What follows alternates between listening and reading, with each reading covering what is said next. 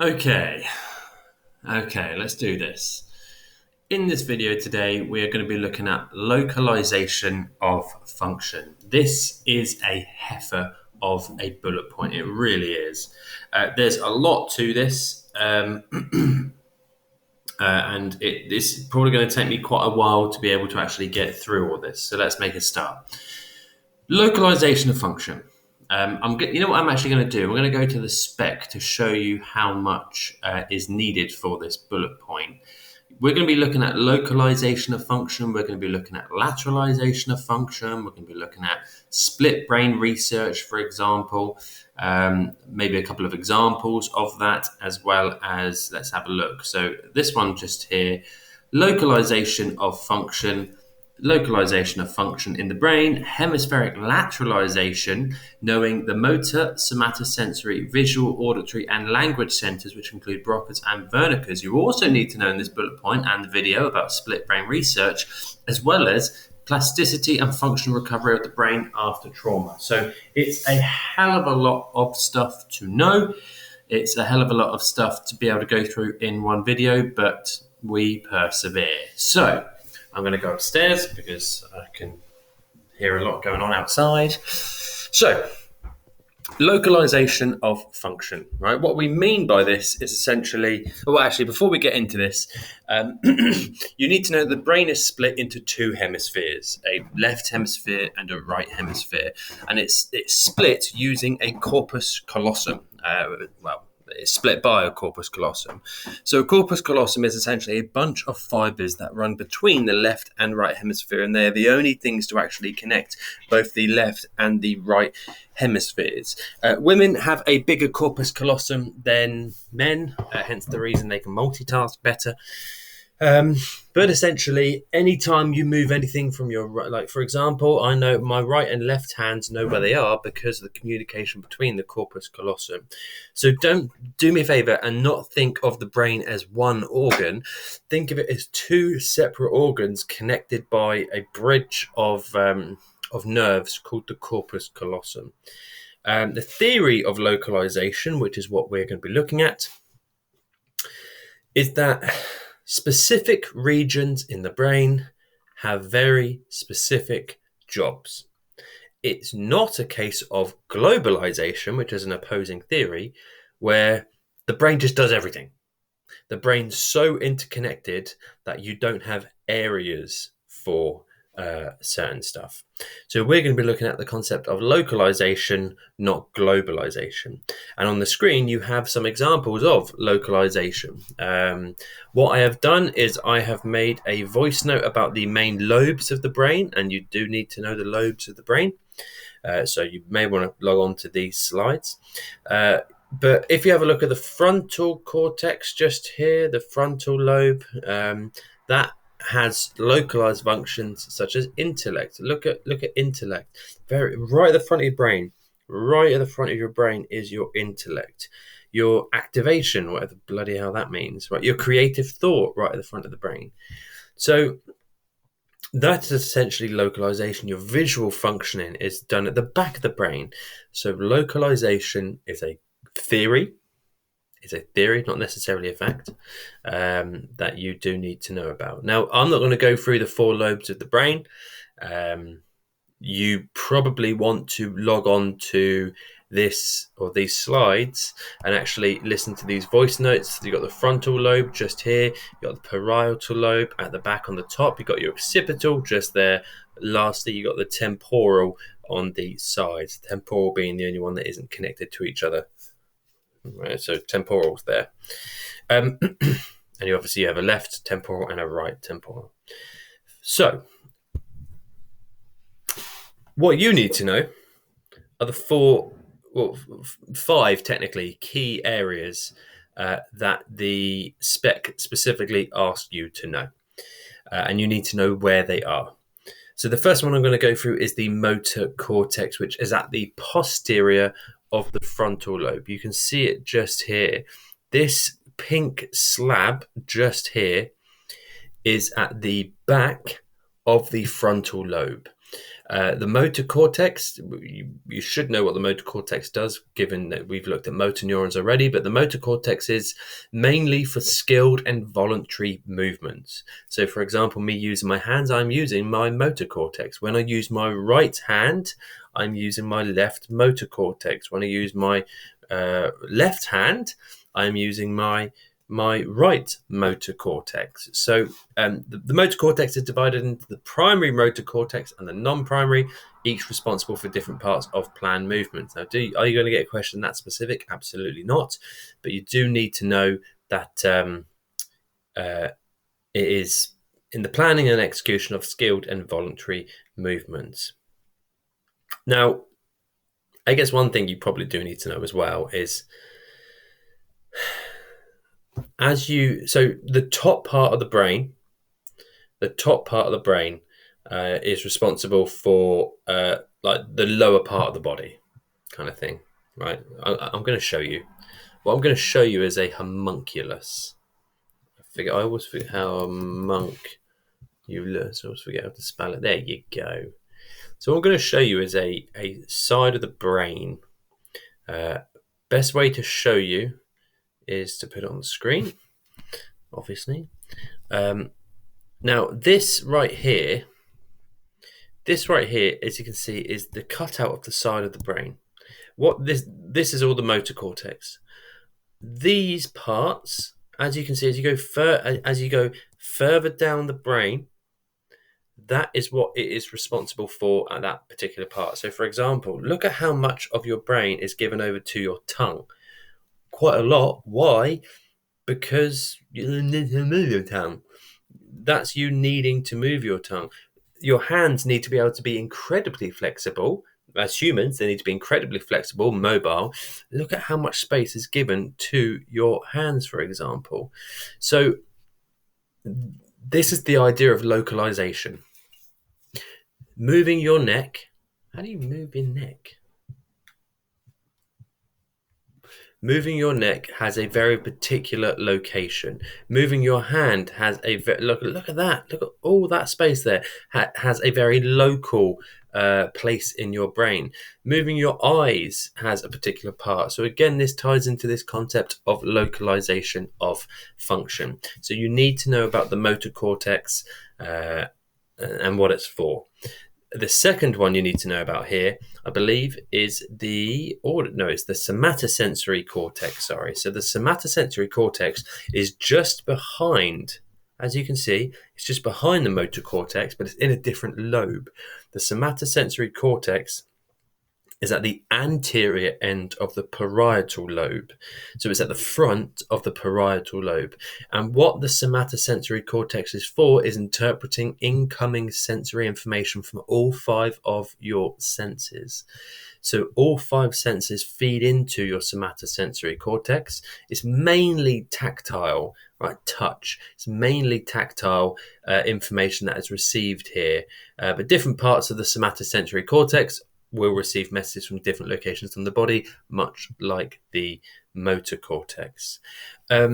Robertson, a good piece of research this, and again, useful to know, but Robertson found that this area of the brain is highly adaptable, particularly he found with Braille readers. So if you go blind, I've been amazed, as I'm sure you have, I've always been amazed at people's ability to read Braille after having gone blind, after being able to see for like decades, for example. How the hell do they learn Braille? It's the same thing as sign language, for example. Blows my mind.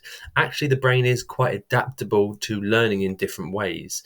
So the somatosensory cortex, if you went blind, your visual cortex would probably shrink, and in place of that, your somatosensory cortex would probably grow and expand a lot of neurons, and certainly grow a lot of neurons. So particularly quite useful, I think. One other thing I would maybe want to talk about with somatosensory cortex is, I can't remember the disorder, the proper name. It's nicknamed suicide disorder. One of my students' parents had it a couple of years ago, but thankfully recovered. Only 50% of people do. And basically what it is when your somatosensory cortex goes haywire and becomes unbelievably sensitive. particularly with the neurons around the face. So people can feel a light breeze, and it's honestly like someone stabbing them in the face. It's meant to be agony. Morphine doesn't get anywhere near calming the pain down, and the reason, unfortunately, why it's called suicide disorder is because a lot of people, unfortunately, do end up taking their lives because it's just so painful. You have to have brain surgery to fix it, and even then, it's only 50% successful. So somatosensory cortex, if yours works, fine. Be thankful for that, because it can be incredibly painful if it doesn't. The flip also happens, by the way. Some people that can't feel pain, as in physical pain, not emotional pain, they're psychopaths we're talking about. But people that can't feel physical pain, their somatosensory cortex is either broken or malfunctioning. Bit more. Number 3, shall we look through this? Pretty easy. Visual cortex. A visual cortex right at the back of the brain. Why is the vision of the individual done at the back of the brain, despite the fact the eyes are at the front? I will go through this in lesson. Can't bother to describe here now. It does get a bit confusing here, and you do need to know this confusing part, but information from your right visual field is processed in your left. Sorry, I was doing the sprinkler then. Information from your right visual field over there is processed in your left visual cortex, and vice versa. Okay, so why does this happen? Again, we'll go through this in good time, but you deal with color, shape, movement, for example, but there are some fascinating conditions that can come from this, by the way. There are some mind-blowing conditions. So if you have a stroke in your visual cortex, there's loads of different conditions you can have. One of them is Anton syndrome. Anton syndrome is where cortically you're blind, right? Your brain just doesn't work in terms of processing vision, but your eyes still work. Now, you are technically and in every way blind. You're absolutely blind, but you don't know you're blind. Your eyes still work, and it's almost like they're throwing random shapes in there to because they think, oh, that should be there, that should be there. Actually, your brain can't process it. So technically, you are blind, and you will see things in your environment that are not actually there, but you're not hallucinating. So it's a really, really weird syndrome. Fascinating, quite rare, thankfully. Redox syndrome is, I think, even more interesting. Is you cannot process things that are still, like not moving. You are blind to things that aren't moving. You only see them when they move, when the outline of them moves, which is just weird. It's fascinating, but yeah, again, you don't need to know Anton and Redox, but I think it's quite interesting. And then finally, you've got the auditory cortex, which is probably the most boring of the lot. Auditory cortex sits in your temporal lobe and houses, generally speaking, all your language ability, but its main role is acoustic. It's to take in acoustic information from your left ear, and that will primarily, not entirely, but information from your left ear will mostly go to your right hemisphere and vice versa. And then, yes, it deals with volume, tempo, pitch. So, yeah, pretty standard, really. So the concept of these 4 is that the brain has localized functionality, and they back up the idea of localization. What further backs up the idea of localization is the case study of Phineas Gage. Now, there's a lot of mistruths around Phineas Gage, so you need to be careful about what you read. He didn't end up, he didn't kill himself. He didn't end up a complete waster, for example. He died a lot later than people think he died. But Phineas Gage does support the idea of localization of function. So the basic story goes is that in the mid-19th century, I think it was, Phineas Gage was working on the railway. He split open a rock, which was his job. He started putting dynamite down the rock, and he got the big, I can't remember what they're called, but it's a big stick that you bang the dynamite down into the middle of the rock.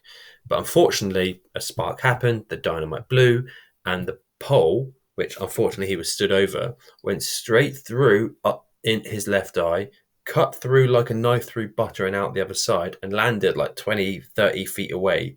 And he had a perfect cylindrical hole through his head. He survived. He survived. I don't know if this is true. I do think it is true, but reports say that when he went to the hospital, to the doctors, he leant forward and a bit of his brain fell out through his eye. I'm pretty sure that's true. But the reason why this is backed up is it blew a hole through his frontal lobe. In your frontal lobe is your personality. His personality changed afterwards. He wasn't as bad as people say he was, but his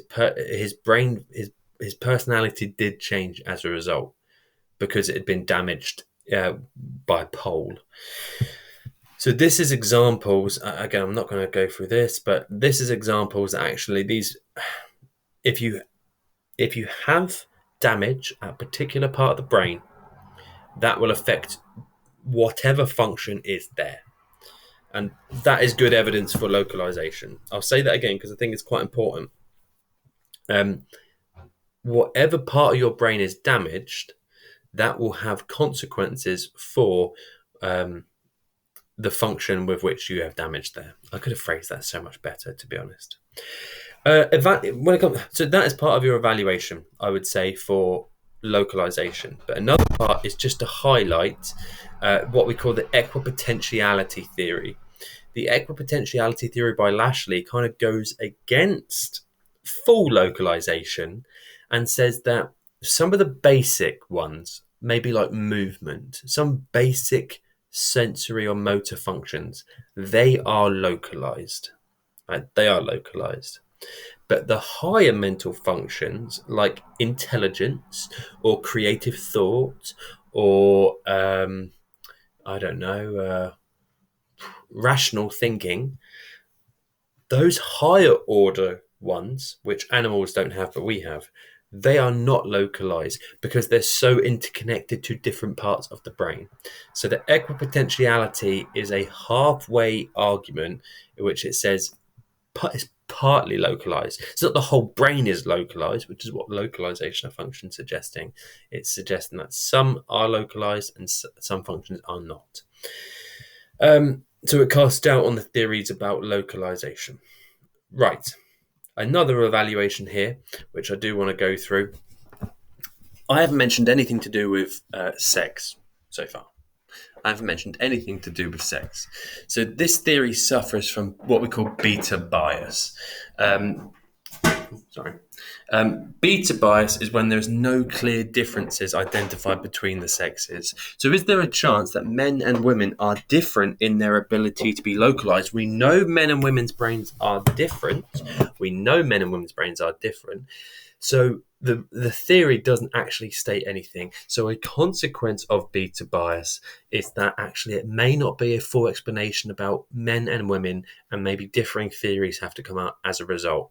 Case studies of Broca's and Wernicke's. Again, I'm going to go through these in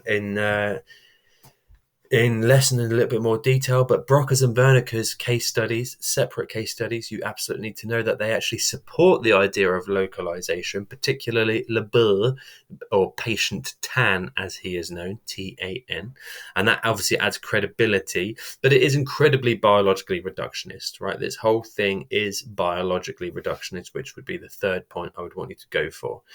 Lastly, the fourth and final point, I assume it's the final point, there is an absolute over-reliance on case study evidence for this. Broca's and Wernicke's is a big issue. That damages the generalization and therefore actually damages the credibility of this theory, is that it's only backed up by pieces of research that are actually done on a few people. So, model peel here, if I was going to go for this, that last point, the over-reliance, localization of function has an over-reliance on case studies. Right, what's the evidence? Right, well, the evidence in this case is Broca's and Wernicke's, often trotted out as clear evidence of localization of function. Right, okay, but why is that bad? Why is it bad so far? Well, it's bad because it's not generalizable. Well, there we go. However, the researchers should have been wary of inappropriately generalizing, as the functionality of the brain, as well as the damage, may have been idiosyncratic in both cases, so particular to those people. Why, therefore, the theory explains these case studies well, but it should not be inappropriately generalized out to wider populations. That's how you write a model point, right? What's your point? Where's your evidence? Why is it important? And then link back. Easy. Okay. Now, localization is not the only theory that you do need to know. You also need to know about hemispheric lateralisation. And lateralisation is more, it's not an opposing theory, it's just a different one. So lateralisation is the theory that the entire hemisphere is responsible for functions. It's not particular parts of the hemisphere, it's that whole. So my left hemisphere is responsible for some functions, and my right hemisphere is responsible for some other functions. That's very different. And you can, so a good example here, speech is generally lateralized to the left hemisphere. So if you like to speak, you'll be using your left hemisphere for your language quite a lot. I currently am using my Broca's area, which is in my left hemisphere, because I'm talking. No, Broca's is for the production of speech, whereas Wernicke's area is for the comprehension of language. So whilst I'm using Broca's right now, you are using Wernicke's area to try and understand me, and all of that takes place in the left hemisphere. So the difference between localization and lateralization, localization is very much this very particular part of the brain does this function. That particular part of the brain does that function. Whereas lateralization of functionality is this whole hemisphere does language. So it's a little bit more general, I think. Couple of examples. If you are right-brained, so how do you know if you're right-brained? You're left-handed. If you are left-handed, your dominant hemisphere is your right brain. If you're right-handed, like most normal people, then you are left-brained. And the way I kind of try to explain to students is, if I were to give you a backpack, like a rucksack, what shoulder would you swing it over? It's a bit of an analogy, but you kind of have a dominant shoulder. So if anyone hands me a rucksack, I will swing it over my right shoulder. That's just a dominant thing. I always go to my right shoulder. Another example is next time you walk downstairs, or when you go down the first step, I want you to take a note of what foot you use. You have a dominant foot. So in the same context, all of us have a dominant side of the brain, a side of the brain that we go to more. So people who are right-handed use their left brain more, and therefore they are better at all of these things. That's supposed to say right-hand control, by the way. So right-handers are better with logic, analytic thought, science and maths. There's always students who disagree with this, but this is what the theory says. It's only a theory. Whereas if you're left-handed, to be honest, left-handers, you can keep a lot of these personally. Art awareness. What even is that? I'm aware something is art. Do I have that? Creativity, imagination. Most left-handers, I saw a piece of research years ago, but proportionately, most imaginary friends are from left-handers because they have a greater imagination. They go to their right brain quite a lot. So, what else? Fine, whatever. Keyword here. I may have said it already, but this concept of my right hemisphere controls my left hand, that's called contralateral working. It's called contralateral working, meaning the left hemisphere controls the right side of the body. So, and you can tell this with a stroke victim. If a person has a stroke on a particular side of their face, so if my face started drooping, my right side of my mouth started drooping, I would know, as a paramedic, for example, that they're having a stroke in their left hemisphere. And actually, you can tell where they're having the stroke by what they can and can't do. I'll say that again, and that's important for localization and lateralization. You can tell, it's good evidence, you can tell where somebody is having the stroke based on the functions they can or can't complete for you. Okay. a couple of pieces of evidence here. I don't really want to go into too much detail about this, but this is evaluations for localization and lateralization. I don't really want to go into this in too much detail because I'm wary about how long this is going to go on for. So I am actually going to move on to split brain research. So I'm going to park that. Split brain research is typically done when people have their brain cut in half. Why do people have their brain cut in half? Not so much anymore, though it does still happen. It's quite rare nowadays. But this mainly to do with epilepsy.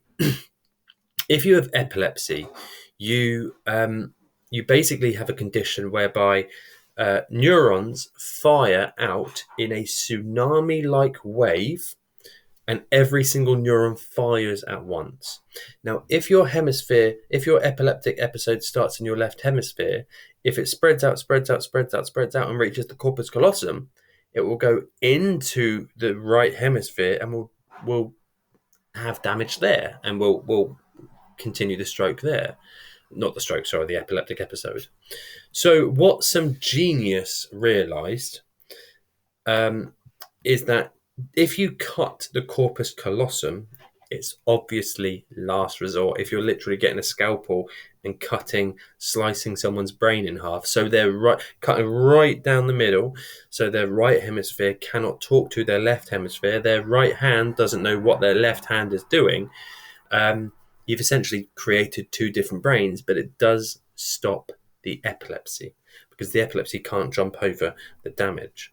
So this is known as split brain research, and it's Sperry used this. Now, I'm not going to go through this in too much detail because, quite frankly, most of it is in the slides, so I don't need to go through this. But for the first couple of weeks after surgery, Sperry, on the screen, Roger Sperry, found that actually people feel as if they have two brains. Can you imagine how mad that is to feel? You can feel two different streams of consciousness, two different streams of memory, two voices in your head, for example. But after a while, in most people, the left brain does actually become dominant and take over. Why, we don't really know. But patients struggle. Before I go on that point, you could have a split brain and it would actually take me quite a lot to realise. Because you'd think if I cut your brain in half, I'd be able to clearly see you definitely would be in trouble. They wouldn't, actually. They wouldn't. Because, and I'm going to explain this more in class, but at its most basic, if I close my eyes, imagine I've got a split brain. If I close my eyes, I don't know where my left hemisphere knows where my right hand is. My right hemisphere knows where my left hemisphere is. Where my right hemisphere knows where my left hand is. But the hands don't know where they are, right? But what I do if I have a split brain is I basically use my eyes to get my hands in both hemispheres, so both hemispheres knows where they are. It may be worth going back and watching that bit again, because it might take a time or two to wrap your head around, and I will explain it in class again. But it's quite an important point now. However, when you give a split brain patient an incredibly unfamiliar task, they really struggle. And you do need to know some of these. So, do I go through this?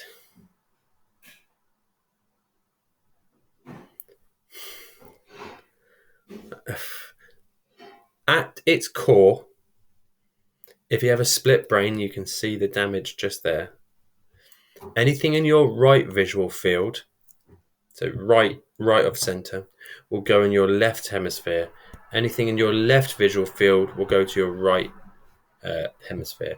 What you cannot say is that everything that goes into the right eye goes to the left hemisphere, everything that goes into the left eye. It's not about eyes. I don't want to see the word eyes, right? Because as you can see here, and one eye actually both still takes it to both hemispheres. It's quite confusing, so what you need to use is the phrase right visual field and left visual field. It's not about what eye it goes into. Now, I am not going to go through this in too much detail, but I've got three tasks. This is Sperry. So this is Sperry's split brain research. He got them to describe what they saw, to do some tactile tests, and I will just put this down there. Actually, I will. Yeah, whatever. You need to know what the participants did and what was found, and describe what you see, the tactile tests, but also the drawing tasks as well. So you're going to need to pause the video, maybe wait till I move the thumbnail around, the window of me around, but you need to know what they found and really the consequences of that. Another piece of research, I told you it was a long bullet point. We still got quite a far way to go as well. Karen Byrne. Now, Karen Byrne is a case study. There's issues with that. But Karen Byrne had her brain cut in half. She consented to it, obviously. But she developed what's quite rare, but it's quite cool. It's called alien hand syndrome. It's where one hemisphere, I think it was her right hemisphere, refused to be dominated by the left hemisphere and was acting out. So she, and it's quite famous. I can't find the video again, but she was in a interview not long after surgery, and she had alien hand syndrome. All of a sudden, she's wearing a buttoned top. Her left hand comes up, and she isn't aware her left hand is doing this because her right hemisphere is revolting, and her left hand starts undoing her buttons, and the interviewer's like, "Whoa, what are you doing?" She said, oh my god!" And then she looked at it, gained control of both hands, and then did the buttons up again. They carried on talking again, and then her hand just started just creeping up here and undoing the buttons again. And the interviewer's like, "Look, this, I know you don't know that it's happening," and she was obviously really embarrassed. But alien hand syndrome happens as a result of a hemisphere refusing to be dominated. Most of the time, it doesn't happen. It allows domination, but quite rare. But again, it's a good example of research you want to talk about with split brain. Couple of pieces of evidence here, and here's an important thing just to make sure you've got in your workbook, definitely. Sperry is not named in the spec. Therefore, you do not need to know about of evaluations about Sperry. What you will be asked to do is to evaluate split brain research as a whole. That's much more important. You'll be looking to evaluate split brain research as a whole, and you can use Sperry's research. You can use Sperry's research, absolutely, but you want to be able to make sure you're not evaluating Sperry's, you want to make sure you're not saying an evaluation of Sperry, because that would not be answering any question you get. You want to say an evaluation of split brain researchers that are using small samples. For example, Sperry used 11. So an important thing just to make sure you don't fall into a trap of. The last thing that we're going to go through, I have no idea. I'm going to guess 28 minutes by this point. Plasticity and functional recovery after trauma. This is quite a tough bullet point because people get drawn into it being one thing, but it's actually two. Plasticity is one thing. Functional recovery is another. So what we're looking at here is the brain's ability to rebuild itself either after damage or in response to experience. So it does tend to be quite slow. There are some factors we're going to look at, but the question down the bottom is, what is plasticity? And I want to make this really, really clear. Plasticity is our brain's ability to mold and grow new areas in response to the experiences we have. It's got nothing to do with damage. It's got nothing to do with damage. So, for example, a couple of years ago, a student, I'm talking about something else. A couple of years ago, I made a point learning how to juggle when we were doing plasticity. I'd never learned to juggle before. I couldn't do it. I had terrible hand-eye coordination, despite the fact I played sports for about 30 years. But I made a point, and I got my head down, and I practiced, and I practiced, and I practiced, and I practiced.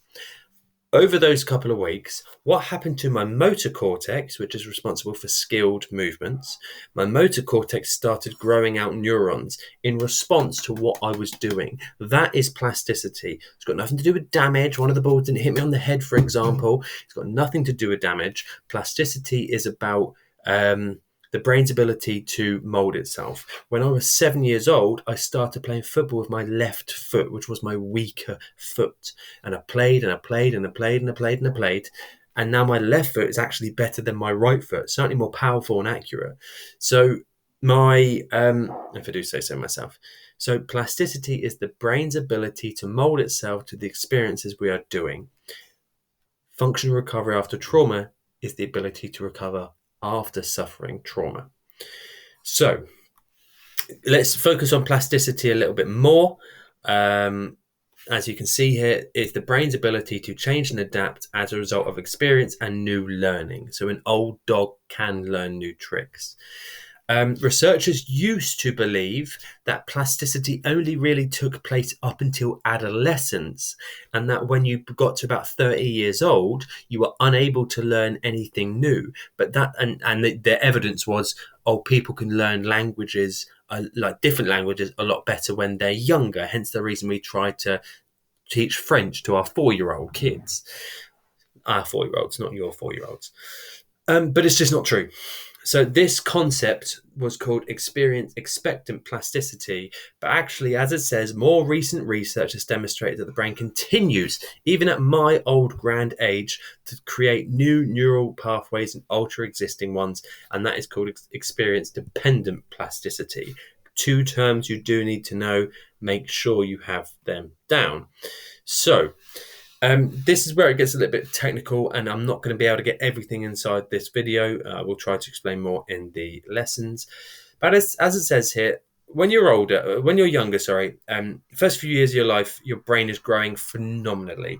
So when you're born, every neuron, and this is amazing, every individual neuron in the cerebral cortex has an estimated 2,500 synapses. You are connected. Each neuron is connected to 2,500. That's a phenomenal. I can't wrap my tiny brain around that. That's a phenomenal amount of interconnectivity. But by the age of 3, that number has grown to a whopping 15,000 synapses per neuron. It's phenomenal. So the average adult has only got half of those synapses. Why? Because you go through something called synaptic pruning, and this is why teenagers your age need to sleep. How do I put this? Your last 16, 17, 18 years, you've been learning a lot of experiences and growing a lot of neurons. You've got a lot of neurons that remain dormant though, right? They remain dormant and they're using up energy. When you get to about your age now, you go through the last period of synaptic pruning.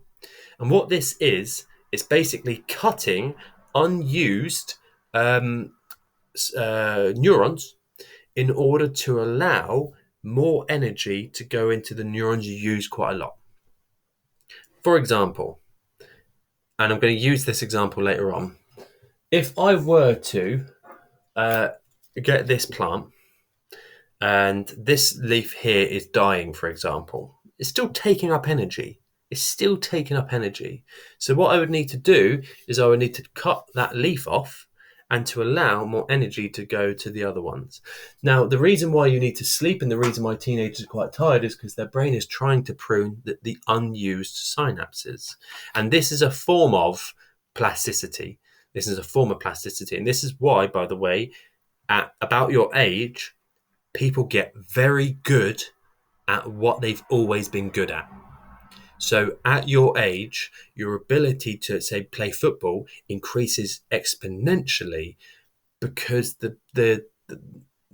you're having more energy put into those neurons. You're strengthening those neurons, for example.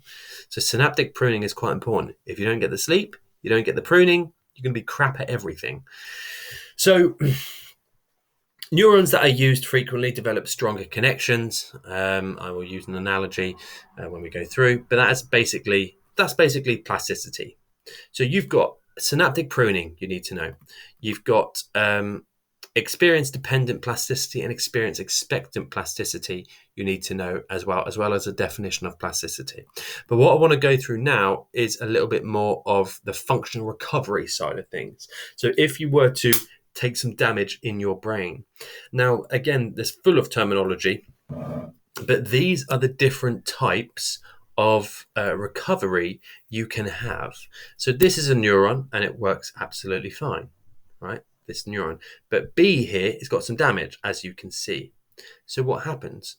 There's multiple different ways in which you can grow out your neurons. So full of terms, this bit, if I'm going to be honest with you. It's quite a lot. There are three ways, and again, I'm not going to be able to go through all of this, but I'll try to do as much as I can.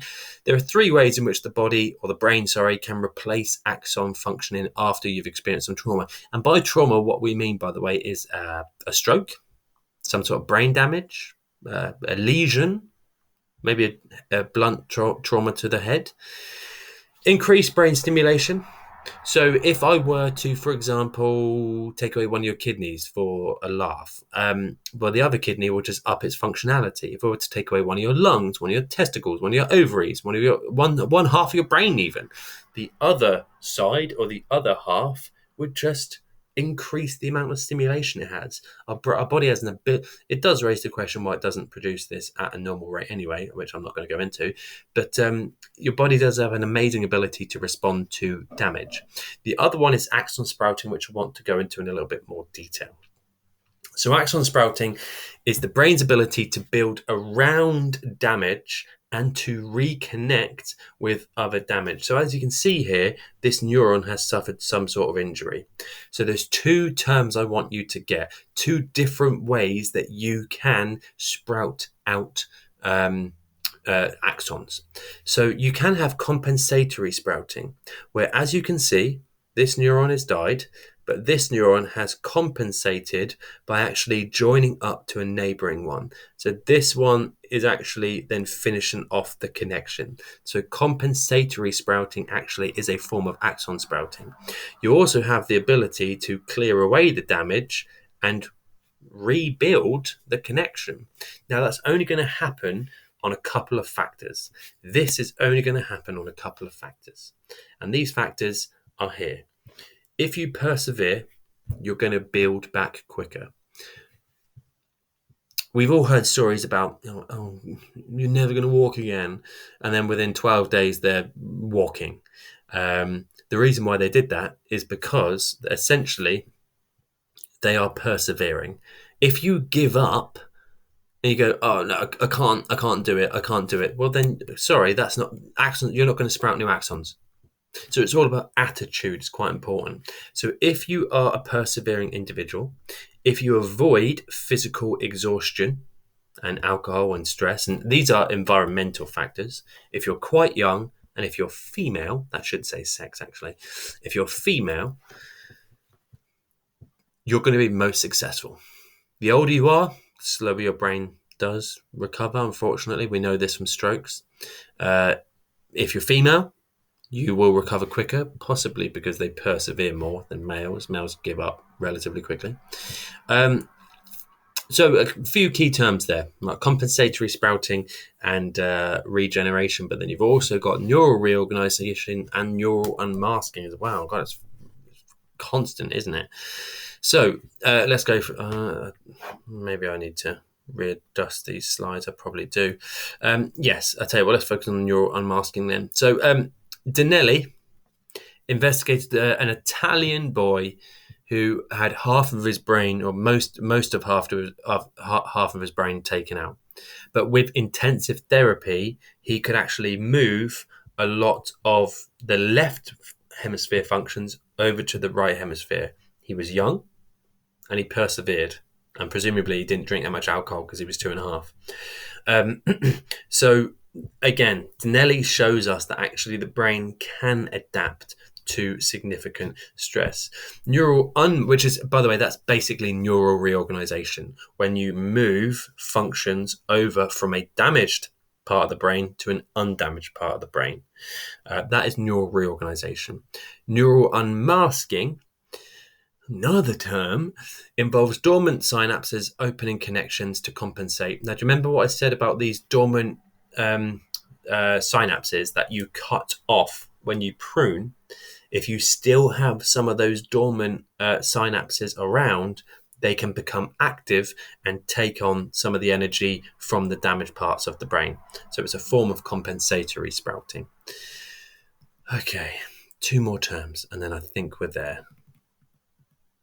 Yeah, kind of. So going back to plasticity, this should actually be a couple of slides back, to be fair. So you may have to turn back to the slides of the pages of plasticity. But the 2 types of plasticity are structural and functional. Structural refers to the everyday events that shape our brain's development. So, for example, taking up a new sport, I'm massively into my tennis at the minute. That's going to have an effect upon the motor cortex, the skilled movements. Again, plasticity, nothing to do with damage.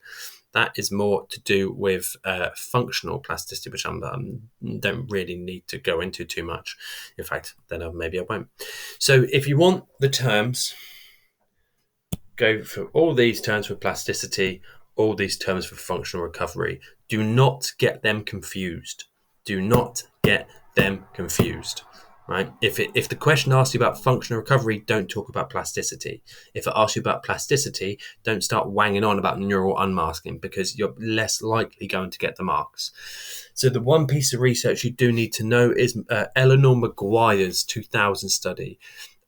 She's not named in the spec, so all I'm going to do is show you this here. You definitely need to know Maguire's, because it is good AO1 or it's good AO3 for evidence of plasticity. Please note, it's nothing to do with functional recovery of the brain, because the taxi drivers they looked at, they didn't look at brain damage or anything like that. Couple of evaluations, which again I'm not going to go into, but you definitely do need to know them. Just because I'm not going through them doesn't mean it's not important. It means I've been probably talking now for about 41 minutes. And this is the sort of question that you are prepping for. Robert suffered a stroke at the age of 55, which is quite young actually for a stroke, although you can have it at any time.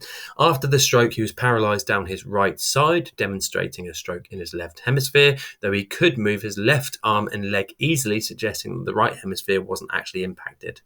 Robert could clearly understand what was said to him, suggesting his Wernicke's area was undamaged, but he was unable to produce any speech, obviously clearly suggesting that it's the Broca's area that has maybe taken the main brunt of this stroke.